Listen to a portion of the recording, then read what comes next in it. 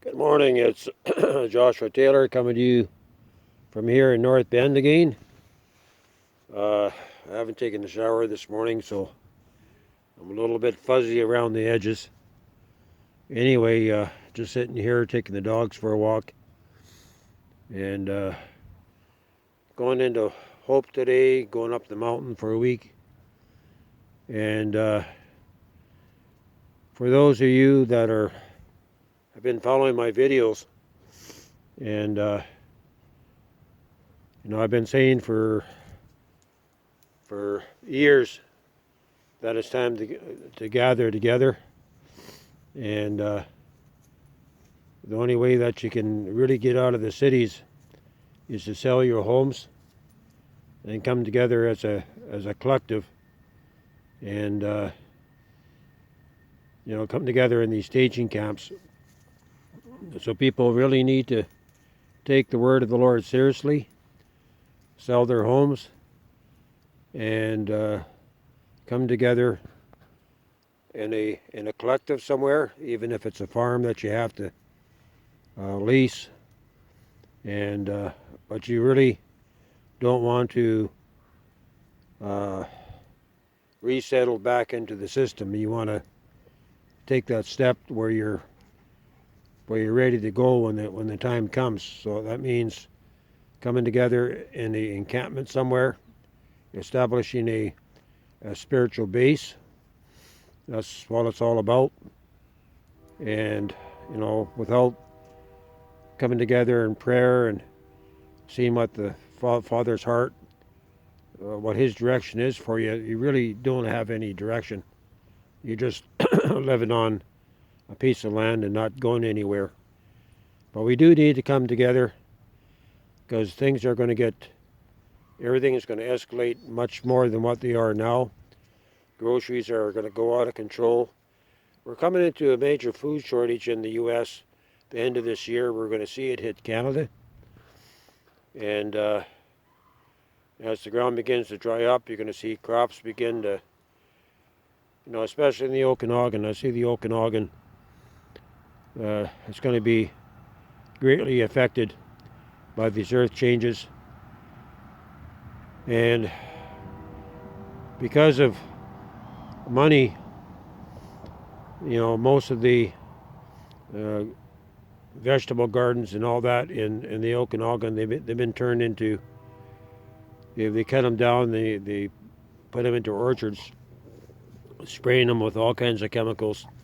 That land is not going to survive the days that we're coming into, because all the chemicals is pretty well destroyed all the earthworms that are in the soil.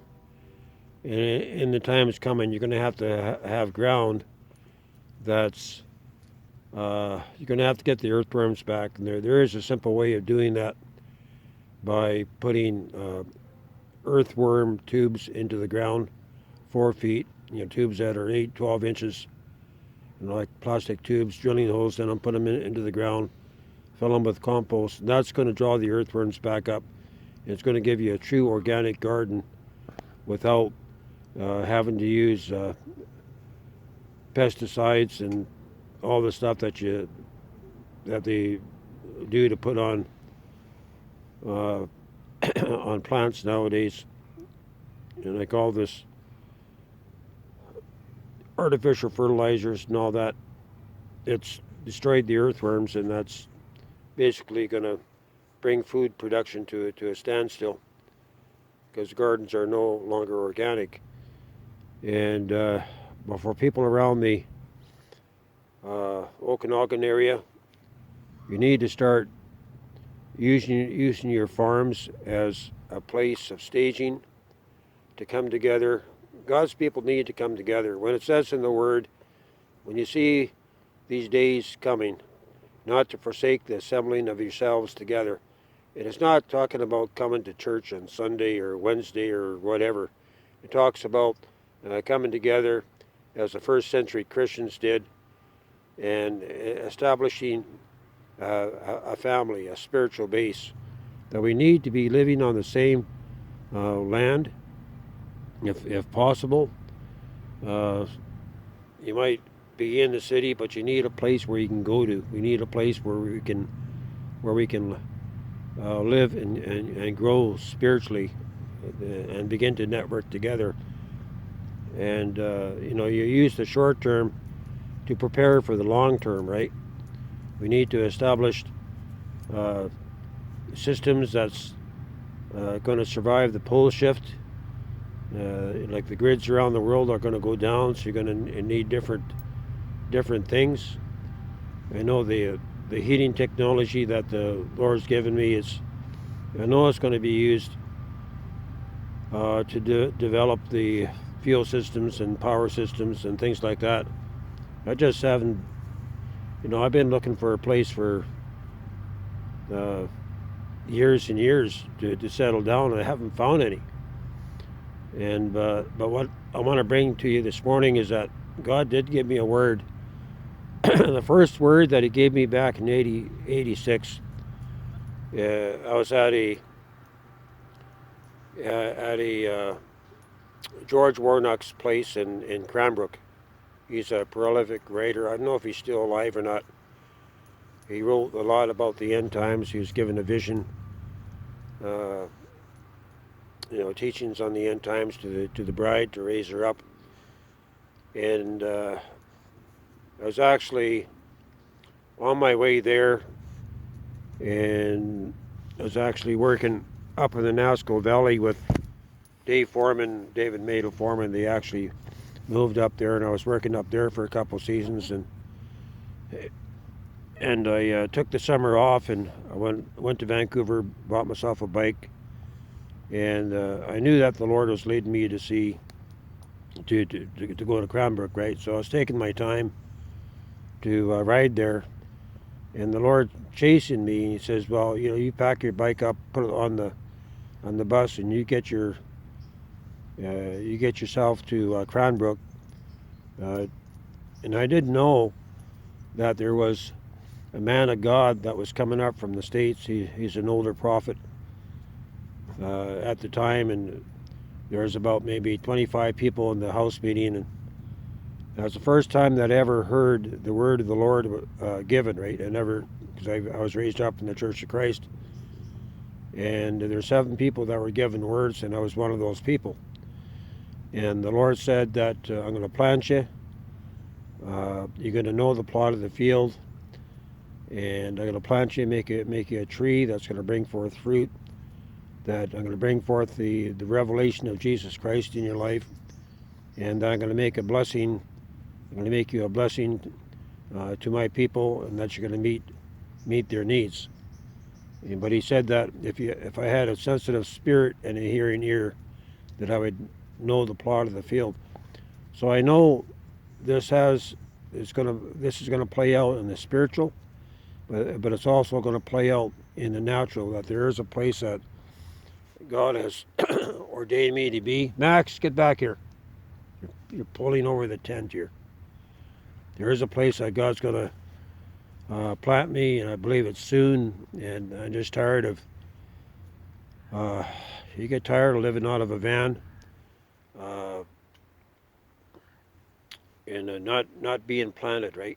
And that's so my heart looks to be planted in community somewhere, and it has to be soon. And I just my time of endurance of waiting and being patient, it's really being stretched, and that's where my heart is just to be planted and to be a blessing for God's people. See the Lord's people come together in community and to establish open heavens, and just to go from there. And but like a friend of mine down south was saying that there's no corn crops this year. By the end of this year, America's you're going to see the writing on the wall that there is going to be a food crisis. That's what he said, food crisis in America. And with the warming up of the ground because of the 5 ways of energy, we're going to see the lakes heat up. We're going to see the ground heat up. It's not good. And then I was also reading about what the guy that reports on Planet 7X, Gil Bassard. And he was saying that by 2020, 2021, that we're going to go into a severe shortage here in Canada. It's going to begin to manifest. So we need to prepare for that. You can't do that by being in the cities. Max! And so if you got homes in the city, you need to sell out. Because the time will come where you won't be able to sell your home because of the state of the economy, right? I saw that in the 7 open visions. The news media came, and that's when the angel of the Lord first stood by my right-hand side. And all these people, they wanted to know how much time did they have. They had ulterior motive in their heart. They were worried about the housing market in Vancouver. And the Lord simply said to them, you've run out of time. There's no more time. You only have enough time to flee, no time to sell your homes. So this is the time that you need to sell your home and come together with other believers. Lease a piece of land somewhere, unless it's a permanent refuge area. You don't want to buy it. You want to lease it, and if anything that you buy, you're in league with the banks anyway. So God's going to open up those doors in His time. But we need to come together in these staging areas. If you don't, then you're disobedient to the times that we're in, because the church is soon going to get caught in a snare. People won't be ready. The pastors are going to be hunted down because they haven't prepared the hearts of the people to stand in these days. The children are not being taught to be martyrs. There's no way that the church is going to be able to endure the mark of the beast. And the only way is by coming together in a collective and growing up spiritually, right? So I'm just telling you the facts. When David Terrell, God's prophet to the world, he's been warning people for 50 years to come out of the system and get set up for the times that were coming in. I know the Psalm 5 people did. They've come together, 40 years ago, 1967. The Lord raised up Psalm 5. And they built end-time communities around the world. But they lost the vision. The young kids went back in the city. Very few of these farms operating, but they lost the vision. So there needs to be a new move to get out of the cities and come together collectively. And so this is the message that I'm bringing forth this morning. And but you really, if you stay in the system, you're going to become trapped in it. That's simple enough. There'll be a time where your house won't be worth a red cent because of the destruction and the judgments coming on the land. So we have to network together, right? Okay, that's my message for today.